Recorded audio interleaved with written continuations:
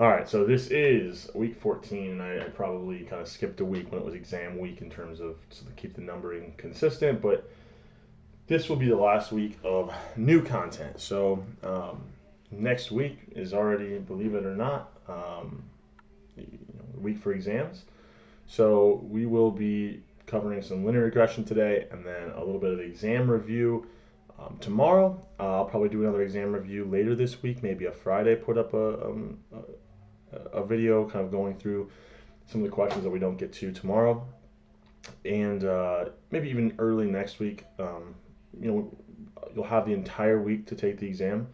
Whenever I release it, I think I'll probably try to do it on like a Monday, right on that Monday. You don't have to take it that Monday because I'm going to probably do another recording Monday for some additional help. And then basically you have to the end of the day Friday to complete the exam. Okay. So that being said, and we'll talk more about the exam tomorrow and the recording that I do later this week as well, likely on this Friday. So last couple classes, we talked a little bit about linear regression. The last lecture was about multiple linear regression, where we included multiple right-hand side variables, right? So what we were trying to do, this is a kind of a reminder, was we had some variable we thought was influenced by other things. So maybe it was income, right? And I think, well, it is some function of education, right? But then we said, well, it's also a function of age, and it's also a function of maybe kind of what are we going to do here? Experience, and so on and so forth, right? So now the interpretation of our coefficients are a 1 unit increase in our x variable would cause the predicted value of y to change by whatever that coefficient is, holding everything else in the regression constant. So we'll get an idea today about kind of what that looks like and maybe some of the power that we have in being able to make those types of interpretations. So we'll kind of go through Excel again, but here's just a reminder of those steps to get that data analysis tab added in. If you're having difficulties with that, specifically on a Mac, please let me know. So we've kind of already, I just mentioned this as I was drawing on the board, but the interpretation is still of those coefficients. A 1 unit increase in x causes whatever that coefficient is expected change in y, holding all else constant, right? We add this additional term. So I have this thing I kind of want to walk through. I think it's somewhat of a more comprehensive example. I think it's fairly interesting using some actual data. Okay.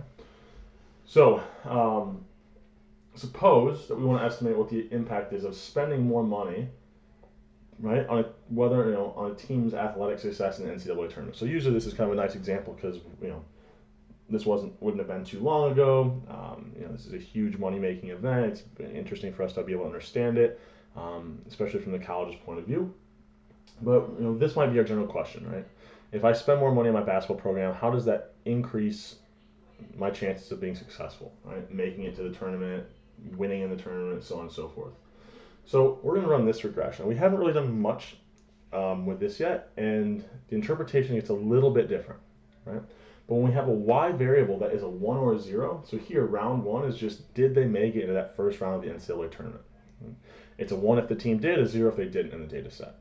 So when your dependent variable is binary, or a 1, 0, now the interpretation of beta 1, it's still the same, right? It starts out the same, it's just a little caveat on the end. So it's still the effect of a 1 unit increase in our x variable on y, right? It's how much y is going to change from a 1 unit increase in x. But now how much it's going to change? Well, because this variable is 0, 1, we can actually interpret this as it's the change in the probability, right, of going from 0 to 1. So for instance, interpretation of beta 1 here is 1 more unit of this variable, which basketball expenses are measured in dollars. So 1 more dollar spent on my basketball program would raise the probability of me making it into the tournament by whatever beta 1 is. Now I say raise, it could be that it decreases it. I doubt that's the relationship.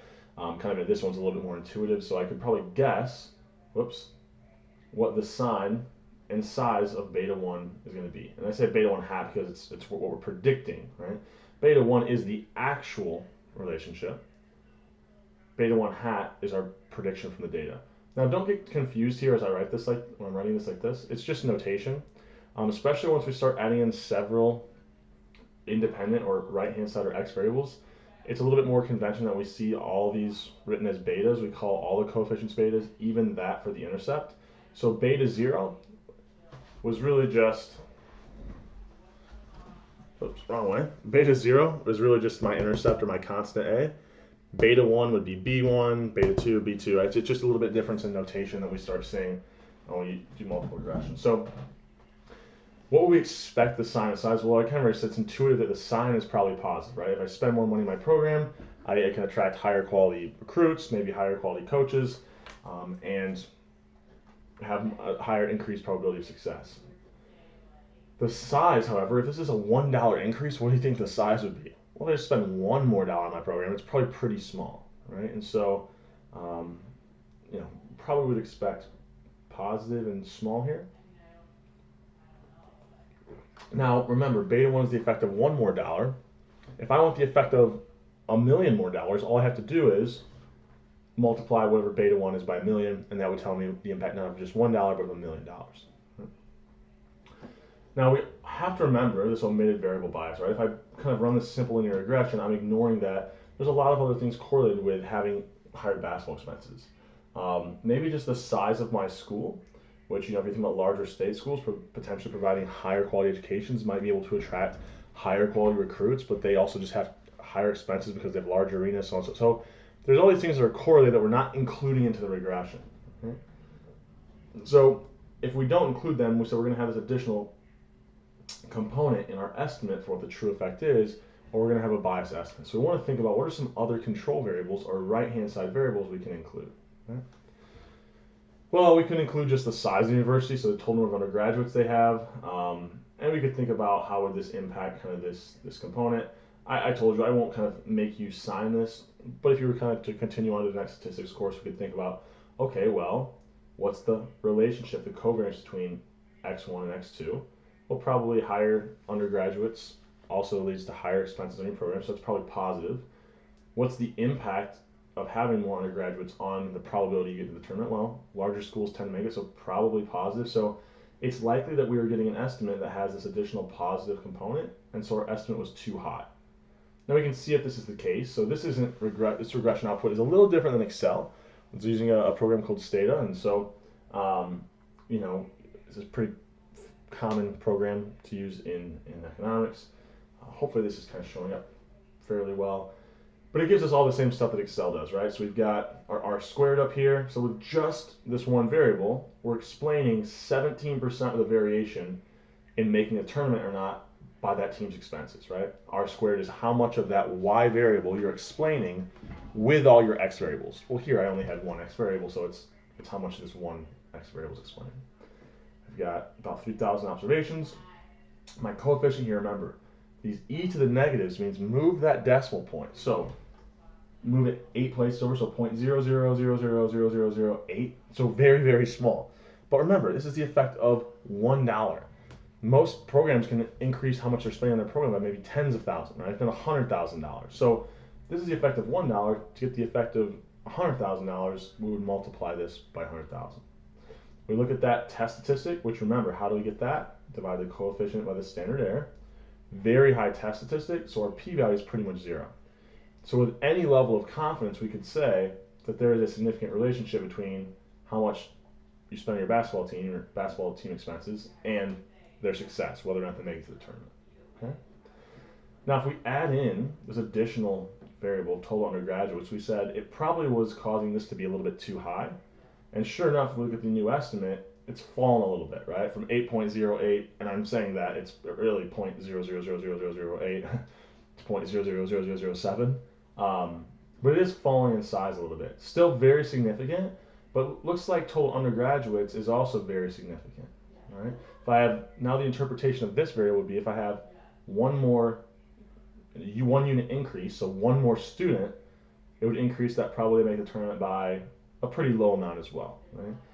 So Both are significant, but we can think about these probably also aren't the only things that matter, right?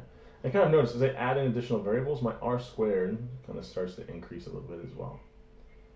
So if I take this expense, if I take this coefficient on basketball team expenses, I can start to make some kind of fun predictions, right? So let's say I look at all the schools in the top 100. They're spending on average 9.35 million. So a 10% increase in their budget would be about 935,000. So for the average kind of top 100 team, a 10% increase in their budget would only increase the y variable by 0.069, or increase the probability, right, that I go from a 0 to a 1 by 0.069, which is a 6.9% increase, right? This is like we're getting the decimal form and we can convert it into the percentage. Okay. What about like a school like IU? Well, you could do this for every school, right? What's a 10% increase for them? Well, they spend 10.2, so a 10% increase for them is somebody 1.02 million here. I guess maybe, or no, maybe this is supposed to be a 12. This might be supposed to be 12. But you could do the same thing. Just what's the effect of $1 multiplied by that 10% increase? Here's the change in their percent of going from not making the tournament to making the tournament, or a change in the probability of making the tournament of 0.0885. We can do that for Ball State. 10% increase in their budget is only 150,000. So if they spent, increase their budget by 10%, they're only going to get about a 1.1% increase in the probability they make it. Right? So it's kind of, this interpretation of a probability or percent increase is nice when we have these 0, 1 variables. Right? And that's something we haven't looked at yet. So what else might we want to control for? Well, what was the quality of the team the year before? So did they make the tournament the year before? How many wins did they have the year before? What's their revenues, right? Because expenses matter, but if I'm making a lot of money, it's okay that my expenses are going up as well. And so maybe I want to factor those in. I've got, maybe maybe in any given year there was lower quality overall for some reason. There was a lower talent pool. So I include all those things, right? Did they make a tournament the previous year? Revenue, wins, number of wins previous year, and then kind of control for the year. And all this is it's a 1 if it was 2005 for the observation, and a 0 if it wasn't. A 1 for 2006, 0 if not, so on and so forth. So notice we've raised our r squared to be able to explain about 30% of the variation in our y variable with all these x variables now. So kind of notice we get this total undergraduates. It looks like maybe basketball team expenses. It's kind of fallen quite a bit, right? It was 0.000007 before. Now it's all those zeros, but 2, right? So we've cut this, the size of it down quite a bit. P-values are still pretty low on expenses. Undergraduates, once I start to include these other things, it doesn't matter how many students my school has in terms of the success I have. That was just correlated with a lot of these other things. So once I start getting all these other variables in there, total undergraduates, well, yeah, it doesn't matter how many students there are. That's not going to necessarily impact the team. And so that p-value gets pretty high. And so if the p-value is above our alphas, so even at the 90% level, an alpha would be 0.1, we would fail to reject because the p-value is not less than alpha. And remember, what are we failing to reject? Every single one of these coefficients we're assuming is equal to 0. So if we fail to reject that null, that it's equal to 0, what we're saying is we didn't find enough evidence that suggests there's any relationship other than just a 0 relationship between total number of undergraduates and that y variable of making the tournament or not. Okay. So it's relatively interesting. I think a fun little example, and it kind of shows that the importance of controls, right? And it gives us some more interpretation. So you could do the same exact thing, but you could do it for whether or not they make the national championship or whether or not they win. So 1 if they did, 0 if not. If you go through that, you get a very, very small estimate. So like if I spent $1 million extra, here's the effect of $1. So I multiply by 1 million. If I spend $1 million extra, I only increase the probability that I make the tournament by 0.39%. So very, money not super, doesn't have a high marginal effect there. For Ball State, right, maybe even smaller, 0.059%. Okay, if we increase their budget by 10%. Okay, so why do I start with this? A lot of people don't like sports examples. I get why, but I think this one's relatively interesting. So you look at this and say, okay, yeah, spending more money might increase athletic success, but like, why are we spending this money on our sports program when we could be spending it on students for, or resources for students? Well, there's one argument, which is that this athletic success has some indirect effects, which is potentially helps improve the school, right? Academically, maybe. So how would it do this, right? Well, if we think about how would success in the prior year, what if it, especially in this NCAA tournament, it's so highly publicized. What if it gets my name out there more, so more people see the school? It's almost like free advertising.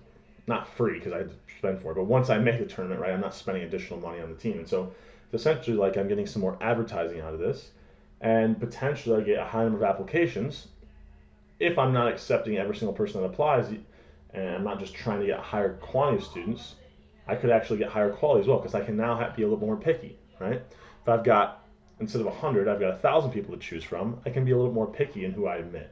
So maybe I see a higher increase in the number of applications, so the number of students, but also in the quality of students that I get as well, right?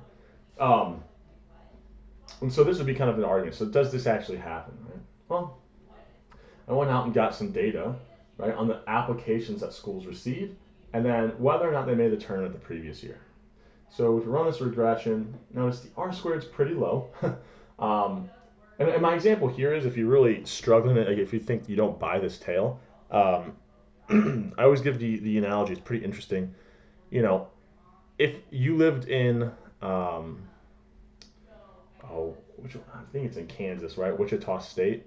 If you live in Kansas, you probably know where Wichita. So we could actually, we're not subject to time here. Oh, this is not what I wanted. Hold on. There we go. So, Wichita State, right? I believe it's in Kansas. Yep. So if I'm in Kansas, I probably know that. I had no idea that Wichita State existed until I saw them make the tournament one year. So very least for me, yeah, I had ended up knowing about this university. Loyola in Chicago, maybe they got a lot of publicity last year. And if you don't believe me, just kind of the uptick in people seeing these states, I always like to do. I think it's Google Trends. No, Google. Yeah, Google Trends. So if you go to Google Trends, here we go. You can search a word. So let's do, and I think Wichita State is a good example, but there might be some better schools that I can think of as I go. So let's just do Wichita State University, right? Oh, why isn't it like this? Please try again. All right, let's try it again. Let's just do Wichita State. Oh, come on. Why isn't it like this today?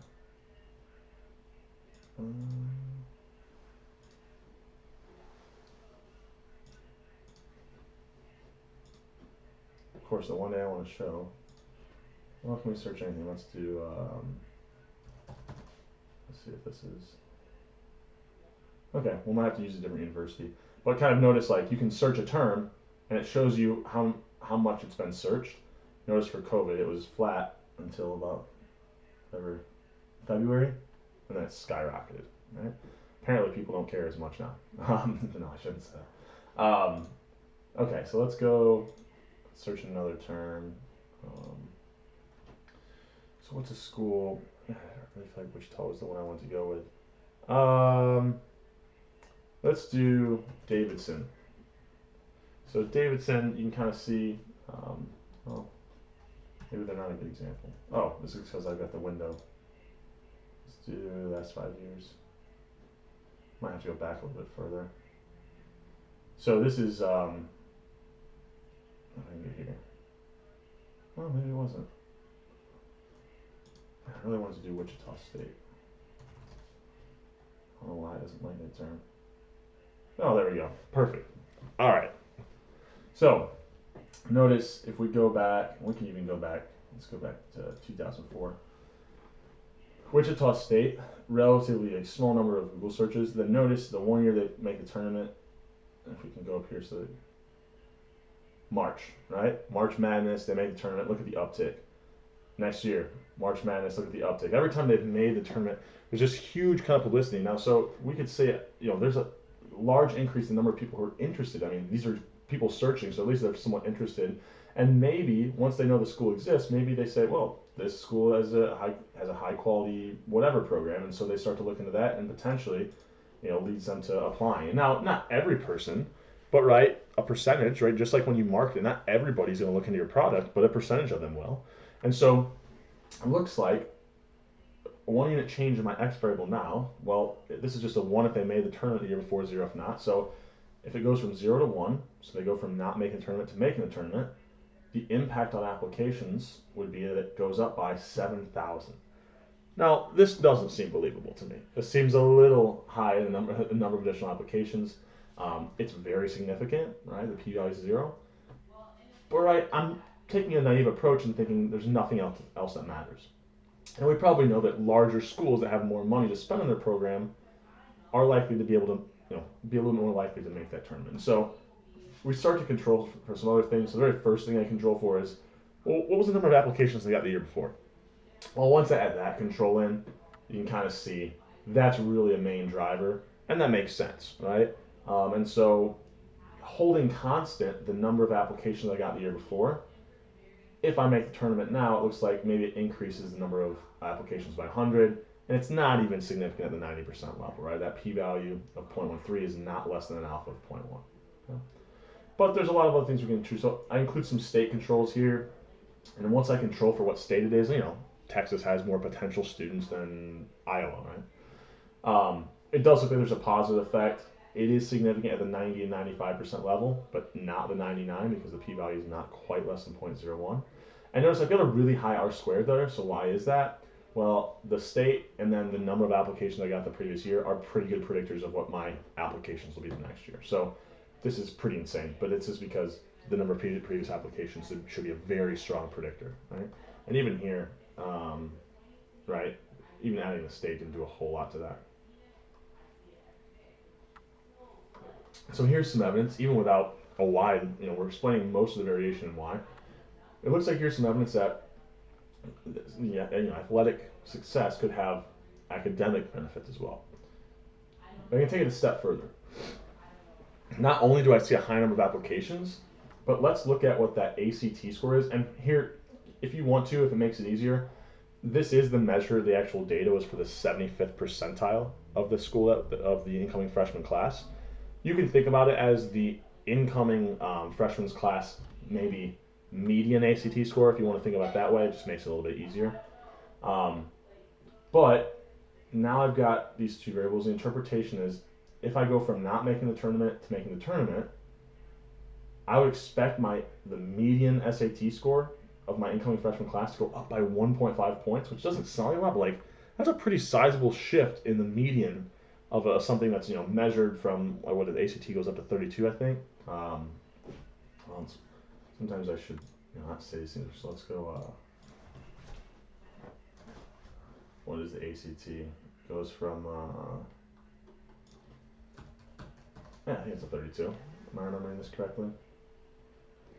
Yeah, 32. So that's a pretty sizable shift, right? And still p-values of 0. So very significant. You do the same thing for English. Once again, almost a 2-point shift here in that. So not only are we getting a higher number of applications, we're also getting higher incoming freshman class quality. Right? So how great is this effect? Remember, right? So actually, sorry. So I must be wrong. It doesn't go up to 32. It must go higher. Because it ranges from 17 to 34 just for the 75th percentile. Why am I thinking about this? See, this is where sometimes I should score. Oh, 36. There you go. Okay. Well, so is it a sizable effect? Well, the standard deviation is 3.5.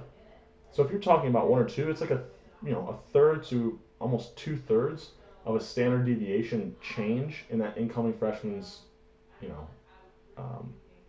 incoming freshman's class's median ACT or math ACT or English ACT. So it's quite a bit, right? A standard deviation away, right? Our standard deviation move is pretty large, and so we're getting about a third of a standard deviation. That's pretty good, right? So this is kind of an example just of, I think, I think it's kind of fun. I mean, I know the first part of it's a little bit sports heavy, and then this last part might seem like it, but it is interesting in showing that sometimes two things you might not think are related, through linear regression, you can show athletic success might have impacts on academic quality of a university. And so then, if I'm like the athletic department, that's what I'm trying to argue when I talk to the university of the president of the university, right? I've got some ammo here. Okay? So I'm going to continue kind of going here with this video. We're going to take a little bit of a shift. So this is kind of the last new material, and this is just to get more familiarity with interpreting coefficients and things, and kind of in a fun light, I think. So I'm now going to kind of show you here, actually. Let me zoom in here real quick. Is 200 going to be too big? Yeah, let's go to 150. This, if you decide to, or if you need to, do the fifth and final Excel homework, because remember that your lowest gets dropped. So if you've done the first four, and I'll try to get those graded relatively quickly as they come in, so you can kind of see where your grade is at. That's kind of my goal this week, is to get all those Excels kind of graded in. So this will help with that fifth Excel assignment, and just give us some more practice with linear regression. So I will put this up on Canvas so that you can kind of work along. Should be the in-class data folder. In fact, let me look, and hopefully you can't hear that in the background too much. We've got multiple people kind of working from home here, so this is all right. So linear regression wages. Files. I want to make sure that there's like one person on right now, so if they want to work along, kind of get these dropped in. So there we go. So yeah, in the in-class data folder, I've been adding quite a few linear regression files. But that's because if I do anything, I want you to be able, like in these videos, I want you to be able to go back and have the data set so that you can kind of replicate it as well. So I've got that kind of up there now, and we'll just start working with that. Okay. So linear regression wages. We've got a bunch of variables at the top here. Here's the hourly wage of the individual, just an ID number. Their experience. There was this like looks variable. I don't remember if we had time to or not.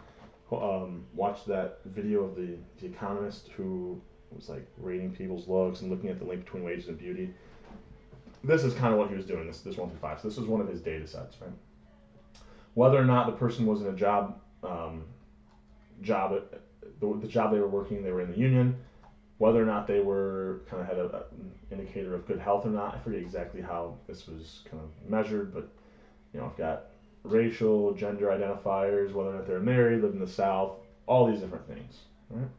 And so I'm going to, right off the bat, kind of select my entire data set. So how did I do that? Well, I could go to this very first cell, Control Shift or Command Shift on a Mac, over arrow, down arrow, it'll select all of my data. I then go to Data, I hit Filter. Okay. So I've got this kind of data all filtered now. And I just like to do that as just kind of a general rule. This filter tool is pretty nice because I can kind of sort things by, if I want to look at like, okay, what's the highest wage? Oh, $77 per hour. What's the lowest? Oh, $1. These are probably people who are also making tips, but this is the hourly wage that we have recorded for them. So I want to know how is wage impacted by all these other things. So what I can do, so I can go to this data analysis tab, and maybe some of these variables I don't want. So usually, and this is just good practice, what I'll do is I'll select the data set, I'll copy it, and paste it on a different sheet. So I've now got my raw data here, but when I start deleting the things I don't want for my regression, I'm doing it here. Because let's say, for instance, I just want to run a regression where I'm looking at the effect of just education and just experience on wages. So I want education and experience as my x variables and my y variable to be wage. Well, if I go to File, Options, Add-ins, or if you're on a Mac, I think there should just be like a Tools button up here, and then you'll see the add-ins. Manage your add-ins, hit go, make sure the analysis tool pack is selected, hit OK. Now on your data tab, you'll have this data analysis. So I click data analysis, I go down here, scroll down to regression, hit OK. My y variable is wage, so I control shift or command shift on the Mac, down arrow, select that. My x variable is, well, I wanted experience and I wanted education, right? So I want experience and I also want education. So you might think if I hold control and I click both of these and then I hold shift and hit down arrow, it'll select both of those columns. So I'm like, okay, cool. I've got these selected. I did select the labels at the top and I hit OK. What? It's not working. Well, what Excel needs is you can't select cells that are kind of not next to each other for a linear regression. So I've got a problem. So this is why I copied my data onto a different sheet, because now I only want to keep the variables of experience and education. So I'm going to delete everything else. Right?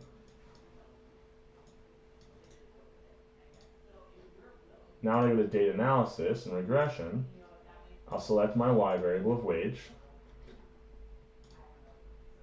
I'll select my x variables of experience and education. I selected the labels, so I have that clicked. Now I hit OK. Now I get my regression output, right? So you have to have those cells right next to each other. So like I said, I don't like to delete the original data, so I always copy and paste it onto a different sheet. And then I just get rid of the variables that I don't want. Okay? Now the interpretation that we have here is a 1 unit increase in education. Well, education was measured in the number of years. So how do you know which one's X and Y? So depending on, why did I select wage as Y and the other ones as X? Well, I'm thinking about that Y variable should depend on whatever the X variables are. So it's unlikely that my education is impacted by my current salary, right? Like it's usually, we like to think about more so that education is what's driving how much income, how much money you're making. Now, if you're talking about like measuring the number of current credit hours you're taking or something, yeah, then maybe that's your y variable, and how much money you're making is your x variable. And usually it's kind of laid out in whatever the question is. You say, okay, I want to know what is this variable's impact on this other variable.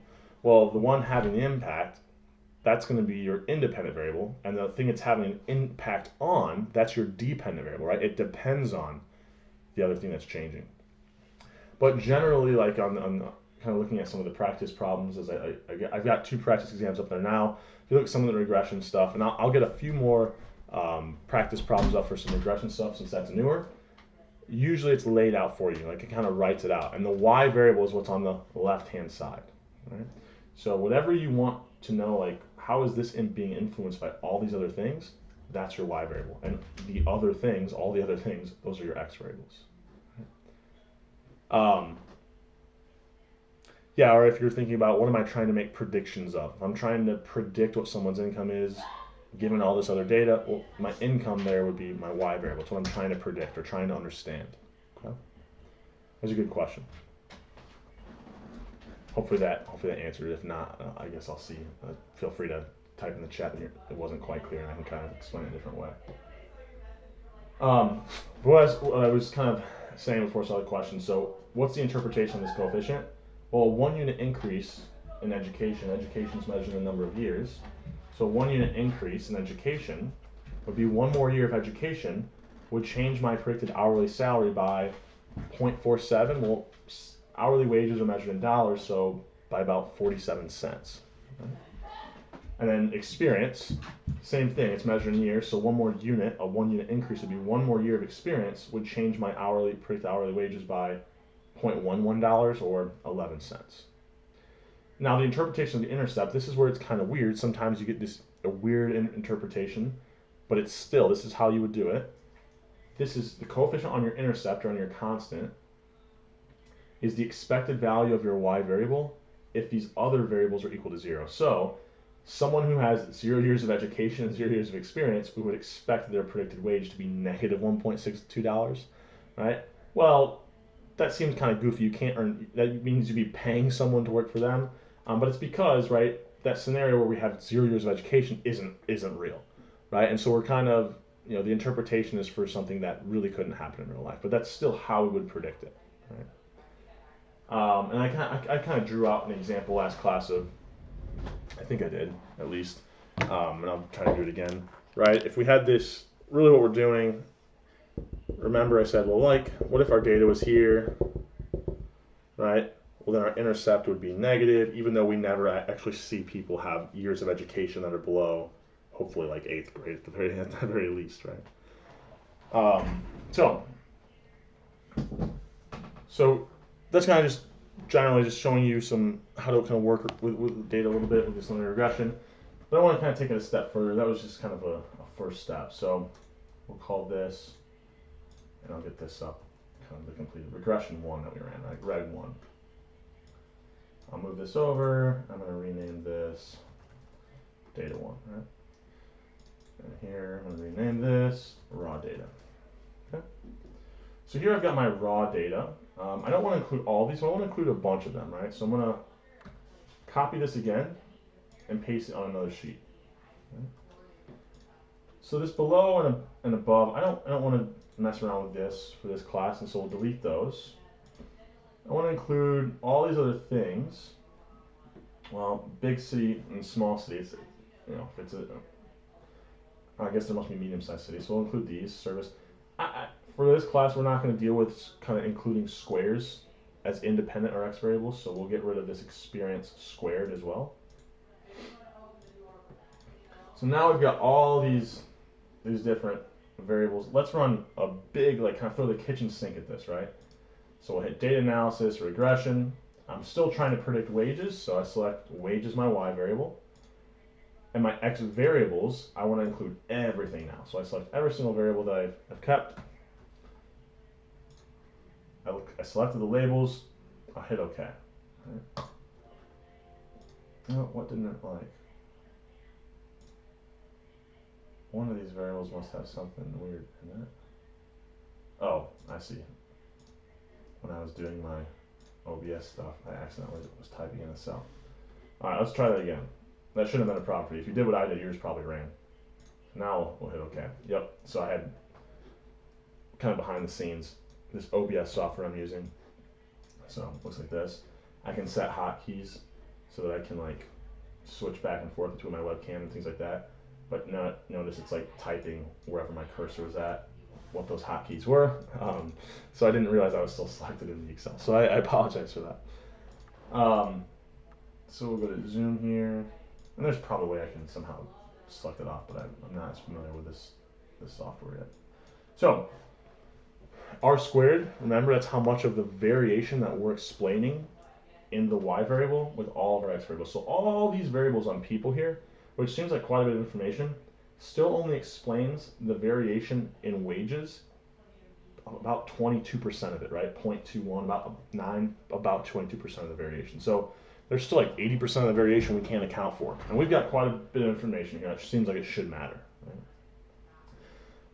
But even given that, we could go through, now that we have this, and determine, okay, which of these, right, which of these p-values, right, lead to we can reject the null for that coefficient. Well, if we go through, you can go through and compare each one.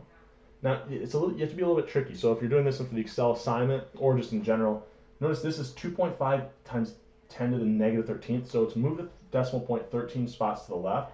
So this is pretty much 0. Anytime you see this e to the negative, these p-values are 0. Or remember, we only reject if the p-value is less than alpha. Right?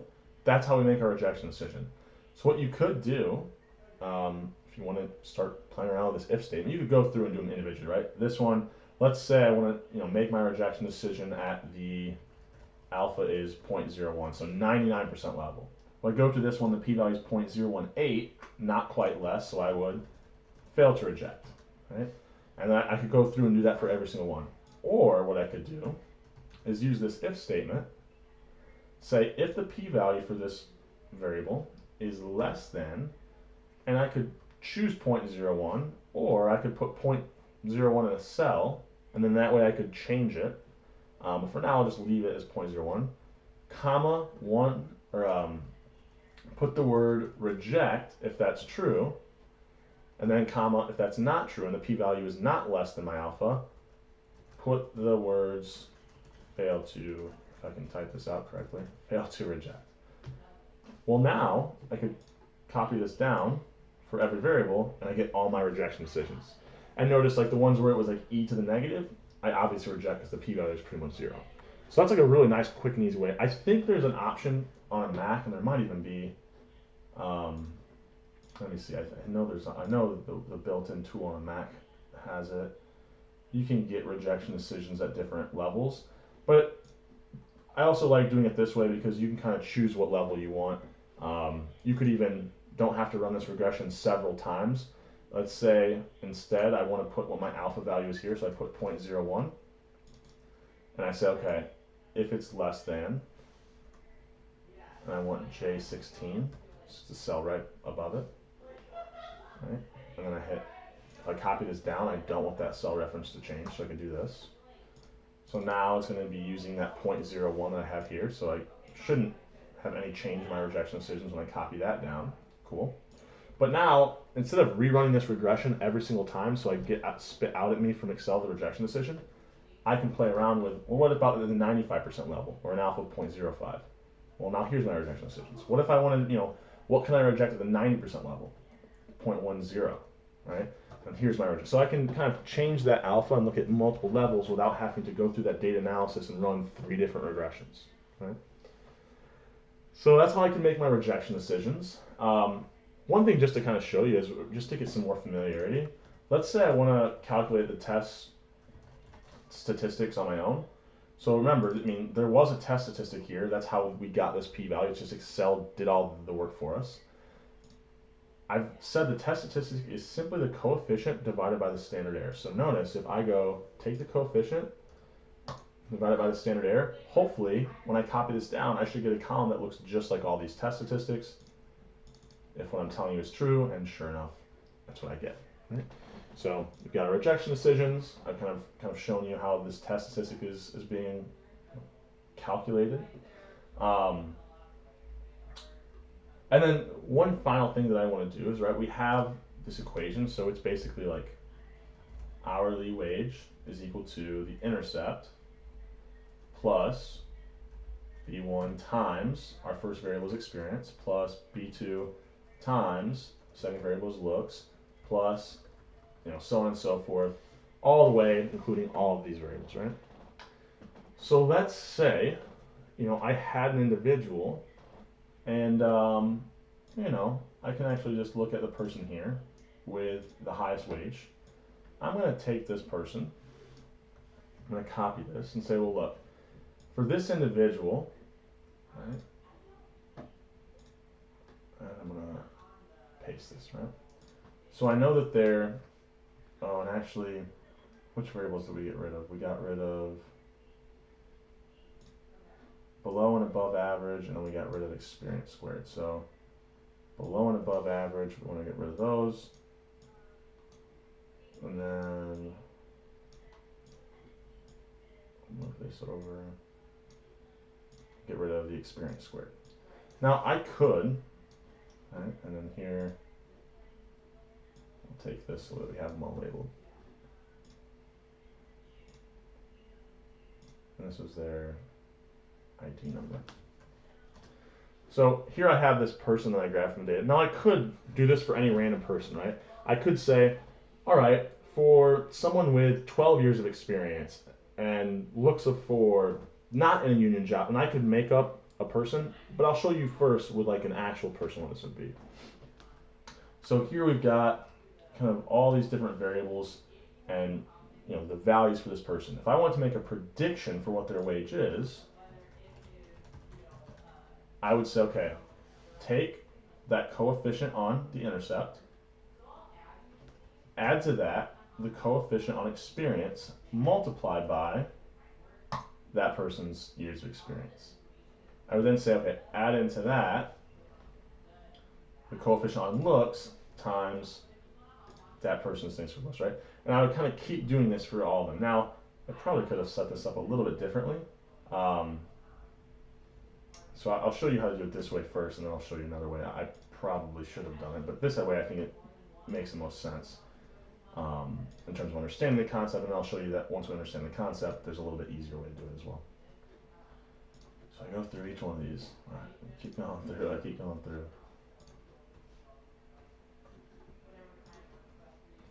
So let's take a little bit of time here. Some things we can't, Excel makes our life easier, but doesn't make it so that we don't have to do any work. And hopefully some of you are probably already anticipating, well, why are you doing it this way? There's another way you can do it. But at least here I like this way because you can really see we're just taking each coefficient or multiplying it by the value of the variable. Because, right, these are the effects of one unit. So for instance, the effect of one more year of education is 0.42, but if this person has 13 years of education, then those 13 years, the impact they'll have on the hourly wage is 13 times whatever the effect of 1 year is. Right? So now I've got my equation. Hopefully I get a wage prediction. It's only $5.96. Well, that's way off, right? That's way off of what their actual wage is. And yeah, for some of these observations, our predictions will be very wrong, right? They'll be way, way off. But, on average, they're making the best predictions that we can. Now, another way you could do this is take these coefficients and start to do something like this. Okay, well, I know, let's do a hypothetical person, right? So the hypothetical person, well, first of all, the intercept, we will always have the intercept. So I'm going to put a 1 there and treat the intercept like it's an indicator. Let's say I have a person with, 12 years of experience. Their looks rating is a 3. They're in a union job. They're in good health. They're black. They're male. So the female variable is a 0. They're not married. They do live in the South. They do live in a big city. They don't live in a small city. They do work in the service industry. Right, so 1 there. And they have, 15 years of education. Right? Well, now that I have all these values for the person, I could do a column right next to it where I take the coefficient times that person's value. So take the coefficient on this variable, multiply it by the value for that variable. Right? And then do that for every single one. All that's doing is it's taking each coefficient, multiplying by the value of that variable, and then what do I have to do to make my prediction? I just add them all up, right? Just like I was doing down here. Right? Add it up, each coefficient times the value of that variable. So it's just now I've done it in a way that I don't have to keep selecting a bunch of different cells. So now I sum, right? I'll add up all these, and that should give me the prediction for that y variable. Now, here I did a different one to kind of prove that it's the same thing, right? We could actually replicate what this person is. So they had what? 9 years of experience, looks for union, good health, black, female, married, South, big city, small city, service, 13 years of education. And sure enough, I'm getting that same prediction. It was just, I set it up in a slightly different way. Okay? So, using those coefficients and the value of those variables for that person, you can come up with these predictions. And yes, sometimes those predictions will be way off.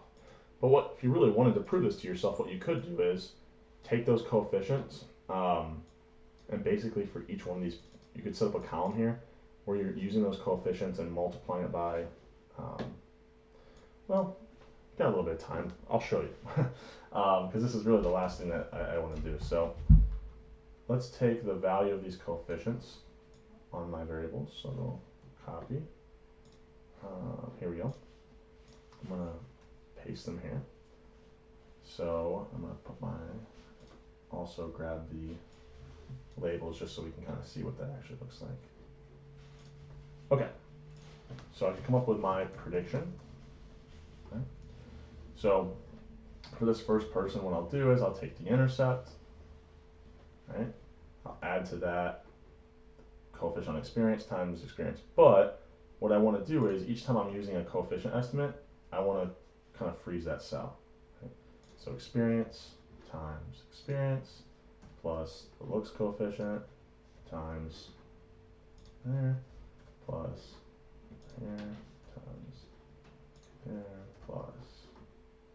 And once again, you'll have to bear with me a little bit because this will take a little bit of time, but you'll see, taking a little bit of time on the front end, it's going to allow me to come up with a bunch of different predictions that really, if I was doing this by hand, would have taken me, I mean, just forever. I mean, it really would have just, I don't know, you'd be beating your head against the wall. You kind of think about when I used to have to run regressions without computers, like a long time, you're like, what an absolute nightmare it must have been to do just physically have to do some of this computation. I mean, we're skipping all the back end of predicting these coefficients too, which is, you know, saving us a lot of time. Okay, so now I'm going to go through, and on each coefficient I need to put dollar signs, right? So each one of these S ones I need to put dollar signs, so because I don't want those to change. When I copy this down, I'm doing for every single observation, I'm making a prediction. So the values for the observation in terms of like the number of years of education and the number of years of experience, all those will change, but I want to keep using the same coefficient. So I just put dollar signs in front of each one of those coefficients there. I'm going to hit enter here real quick and zoom in a little so if you are following along, you can see this a little bit better. All right, there we go. All right, so I just put dollar signs in front of each one of those coefficients. I had to also make sure you don't forget that intercept. The intercept should always be added in there. So now when I copy this down, it'll change the values, right? But it'll do it for the next, it'll make predictions for the next observation. And I can double click here and it does it for every single person. Right? I could then, if I really wanted to, what was the error, right? Remember we said the error was just that's what we're trying to minimize across all observations. We'll take the actual Y value and we'll subtract what that prediction is, right? And for any one person, we can now say, how far off was this prediction? Now notice a lot of these, we're off by $3, $2, you know, here and there. A lot of these look like they're kind of under predicting. My guess is if we looked at another batch, we've got some that are over, you know, some positives. So on average, we're minimizing these errors. But notice, and I'll kind of filter this data so I can show you, for that one person that we were looking at before. If I look at people that had the highest wages, my error terms, I'm making some pretty bad errors, right? Because I'm getting like the average prediction, right? Each one of those coefficients can be thought of the average effect of being in a union, the average effect of being married, the average effect of the number of years of education. For any one person, that effect might be on either side of the average. So for people who are making really high hourly wages, our predictions are quite a bit off, right? And also for people making relatively, whoops, nope, I wanted to sort it by smallest that time. Relatively low wages, right? Our errors are going to be that we're kind of over predicting what their wages, right? Our error term is negative. Our predictions are too high. But if we were to kind of get at the middle of this data, my guess is, right, you start to see these are kind of all some positive, some negative, right around. Our predictions are getting pretty close, right? So I don't know. I think. I know I'm throwing a lot out at you here. I'm not going to expect you to do everything that I just did here in Excel, but at the very least, you know, being able to run these regressions, being able to interpret these coefficients. So for instance, here, these binary variables, it would be the effect of, I'll go back to the regression output, the effect of 1 more year of education increases hourly wages by $0.42 or 42 cents. Being in a job that's in a union raises hourly wages by 61 cents, right, $0.61. You know, this is, you know, we could do these interpretations. We could do what's the effect of, I don't know, 20 years of education. Well, we would take the effect of 1 unit and multiply by 20, right? That kind of goes along with more so what we were doing in the slides today. So this is a pretty comprehensive view.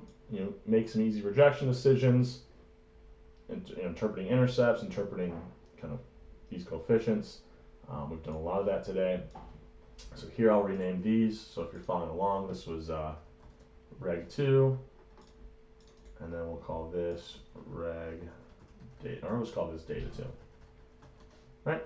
So just some more examples of linear regression, how you do it in Excel, kind of what it is, getting different examples.